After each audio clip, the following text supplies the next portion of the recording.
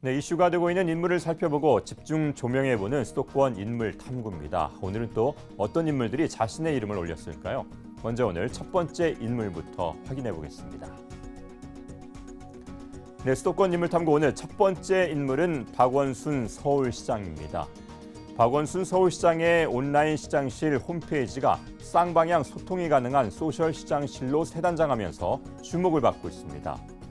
서울시가 개편한 서울시장 홈페이지는 소셜 시장실 원순씨 온이란 이름으로 박원순 시장의 SNS를 구독하지 않더라도 박 시장 이름으로 개설된 모든 SNS 콘텐츠 내용을 볼 수 있는 것이 특징인데요. 바뀐 새 홈페이지에는 시민이 트위터나 인스타그램, 플리커, 유튜브, 페이스북 등 자신의 SNS에 서울시나 박원순, 서울시장, 원순씨 등 서울시와 관련된 특정 단어에 해시태그를 붙여 올린 내용이 실시간으로 나타나게 됩니다. 또 소셜시장실 내 지금 원순씨 코너에는 서울시장의 일정과 현재 위치 정보가 구글 캘린더와 지도로 표시되는데요. 위로와 격려가 필요한 시민이 사연을 올리면 박원순 시장이 직접 해당 시민을 찾아가는 원순씨가 간다 코너도 상설화되고 시민 토론방도 개설됐습니다.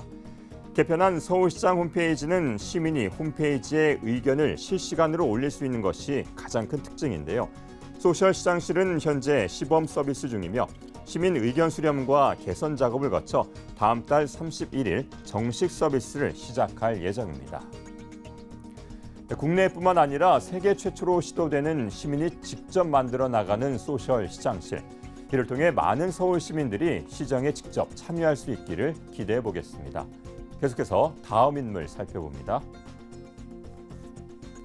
네, 수도권 인물 탐구 오늘 두 번째 인물은 왕한순 중국 베이징 시장입니다. 중국 베이징시의 왕한순 시장의 특명을 받은 12명의 특별 사절단이 서울을 찾아 주목을 받고 있습니다.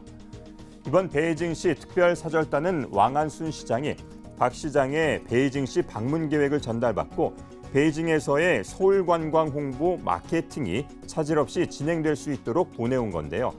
베이징시 대표단 3명과 중국 최대 여행사 CTS 등 여행사 관계자 9명 등 총 12명으로 구성돼 오늘부터 31일까지 3박 4일간 양 도시의 협의 사항을 파악하고 이를 지원할 계획이라고 합니다.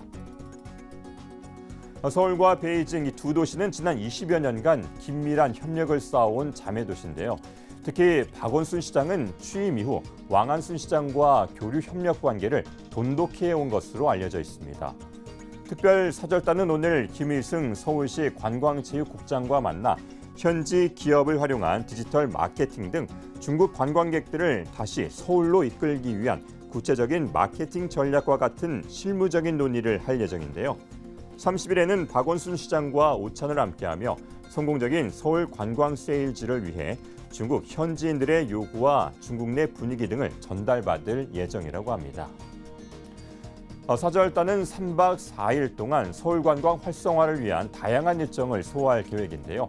왕한순 베이징 시장이 특별 사절단까지 보내 서울 관광 다시 살리기에 힘을 보태준 만큼 오는 8월 초 박원순 서울시장의 중국 방문이 중국 관광객들을 다시 서울로 끌어오는 실질적 계기가 되기를 기대하겠습니다. 지금까지 수도권 인물탐구였습니다.